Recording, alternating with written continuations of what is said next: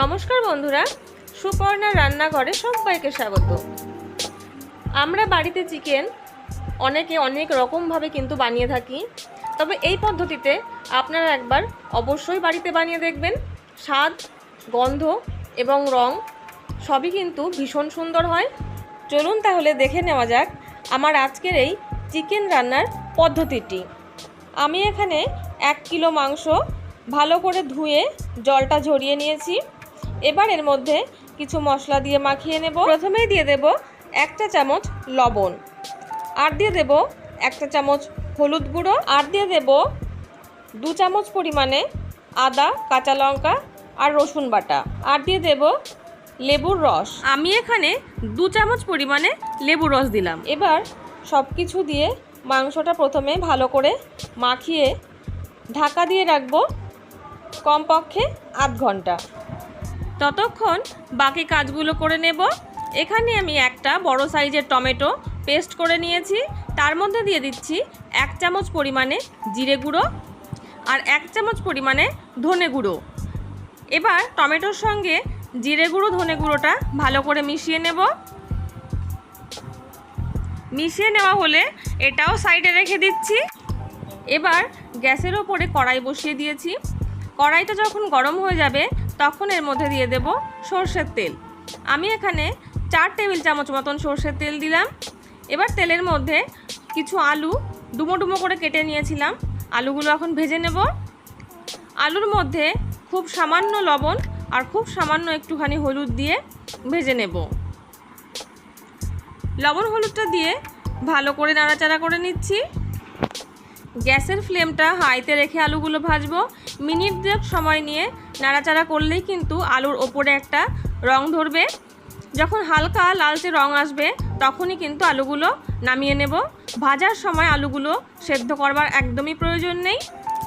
আলুগুলো দেখুন বেশ কালার হয়ে এসছে। এবার আমি আলুগুলো নামিয়ে নিচ্ছি। বাকি যে তেলটা রয়েছে কড়াইতে, আমি সেই তেলের মধ্যে দিয়ে দেব কিছু ফোড়ন। ফোড়নে দিয়ে দিচ্ছি 2টো তেজপাতা আর 2টো শুকনো লঙ্কা, আর দিয়ে দেব 1/2 টিস্পুন গোটা জিরে। শুকনো লঙ্কা, তেজপাতা আর জিরে তেলের মধ্যে কয়েক সেকেন্ড সময় নিয়ে ভালো করে নাড়াচাড়া করে ভেজে নেব। ভাজা হয়ে গেলে তখন এর মধ্যে দিয়ে দেব কেটে রাখা পেঁয়াজ। আমি এখানে 1 কিলো চিকেনের জন্য 200 গ্রাম পেঁয়াজ ব্যবহার করেছি। পেঁয়াজগুলো কিন্তু একটু লম্বালম্বি করে মিহি করে কেটে নিতে হবে। পেঁয়াজটা এখানে কিন্তু বেটে দেওয়ার একদমই প্রয়োজন নেই, কেটে দিলেই কিন্তু রান্নাটা বেশি ভালো হয়। এবার পেঁয়াজটা আমি 3 থেকে 4 মিনিট সময় নিয়ে একটু লালচে করে ভেজে নেব। পেঁয়াজটা যখন এই রকম কালার হয়ে আসবে তখন পেঁয়াজগুলো এইভাবে একটু চারিদিকে সরিয়ে দেব। তাতে মাঝখানে যে তেলটা জমা হবে সেই তেলের মধ্যে দিয়ে দেব 1 চামচ হলুদ গুঁড়ো আর 1 চামচ কাশ্মীরি শুকনো লঙ্কার গুঁড়ো। যদি হলুদ আর লঙ্কা গুঁড়োটা তেলের ওপরে এইভাবে দেওয়া হয় তাহলে কিন্তু চিকেনের কালারটা ভীষণই ভালো আসে। এবার পেঁয়াজের সঙ্গে ভালো করে মিশিয়ে নিয়ে টমেটোর সঙ্গে যে জিরে গুঁড়ো, ধনে গুঁড়ো মিশিয়ে রেখেছিলাম সেটা দিয়ে দেব। এবার পেঁয়াজের সঙ্গে টমেটো বাটা ভালো করে নাড়াচাড়া করে মিশিয়ে নিচ্ছি। মিশিয়ে নিয়ে এবার এর মধ্যে দিয়ে দিচ্ছি স্বাদ অনুযায়ী লবণ। লবণ দেওয়া হয়ে গেলে মশলাটা লবণের সঙ্গে ভালো করে মিশিয়ে জলটা শুকিয়ে যাওয়া পর্যন্ত কষিয়ে নেব।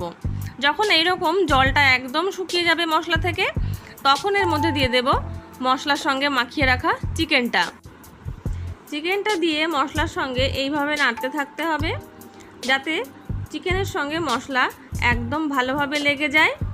এবার কিন্তু গ্যাসের ফ্লেমটা একটু বাড়িয়ে দেব, কারণ চিকেন থেকে প্রচুর জল বেরোবে। যদি লো ফ্লেমে এখন রান্না করি তাহলে কিন্তু চিকেনের জল এতটাই বেরোবে যে চিকেনগুলো একদম সেদ্ধ হয়ে গলে যাবে, কিন্তু রান্নাটা একদমই ভালো হবে না।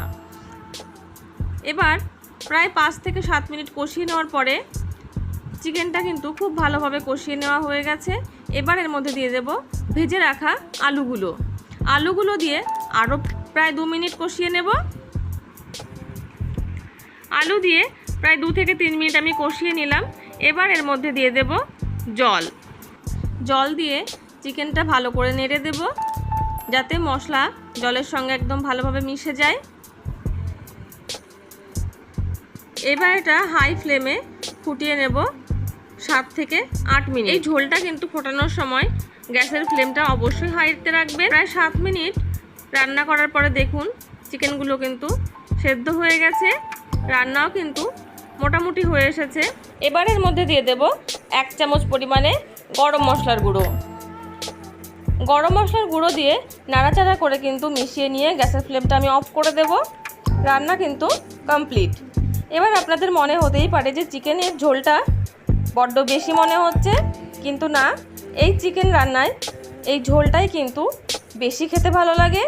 যদি আপনারা একবার বাড়িতে বানিয়ে দেখেন তাহলে অবশ্যই বুঝতে পারবেন চিকেনের এই ঝোলটা খেতে কিন্তু ভীষণই ভালো লাগে। আজকে এই আলু মুরগির ঝোল রেসিপিটি আপনাদের কেমন লাগলো তা কমেন্টে জানাতে ভুলবেন না। ভালো লাগলে ভিডিওটিকে লাইক এবং চ্যানেলটিকে সাবস্ক্রাইব করার অনুরোধ রইল। পাশে থাকা বেল আইকনটা অবশ্যই প্রেস করে রাখবেন যাতে আমার পাঠানো ভিডিওর নোটিফিকেশান পৌঁছে যায় সবার প্রথম আপনার কাছে। চলে আসবো অন্য কোনো নতুন রেসিপি নিয়ে আপনাদের সামনে। ততক্ষণের জন্য নমস্কার, সবাই ভালো থাকবেন, সুস্থ থাকবেন।